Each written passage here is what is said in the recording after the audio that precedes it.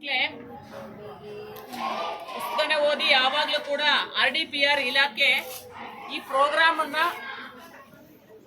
ಆಯೋಜನೆ ಮಾಡಿದ್ದೆ ಮಕ್ಕಳಲ್ಲಿ ಓದೋ ಹವ್ಯಾಸ ಬೆಳೆಸಬೇಕು, ಮತ್ತೆ ಪಂಚಾಯತಿನ ಪ್ರಶ್ನಿಸುವಂತೆ ಪಂಚಾಯತಿ ಒಳಗಡೆ ಮುಂದಿನ ಭಾವಿ ನಾಗರಿಕರಾದ ನೀವು ಎಂಟ್ರಿ ಆಗಬೇಕು ಅನ್ನೋ ಉದ್ದೇಶದಿಂದ ಅದರಿಂದ ಓದಿ ಪುಸ್ತಕ ಯಾವುದನ್ನು ಓದ್ತಾ ಇದ್ದೀರಾ, ಅದರ ಆಥರ್ ಯಾರು,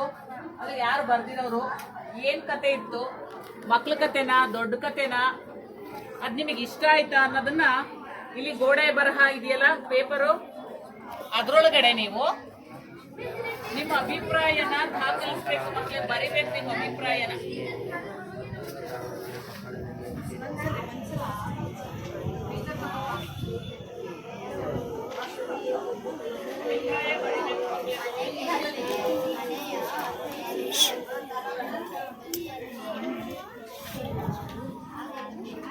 ಶೋಭಾ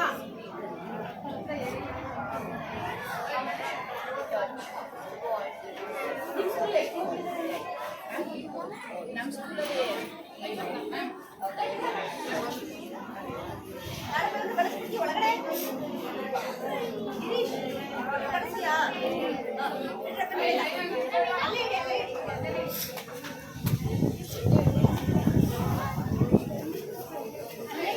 ಯಾಕೆಂದ್ರಿ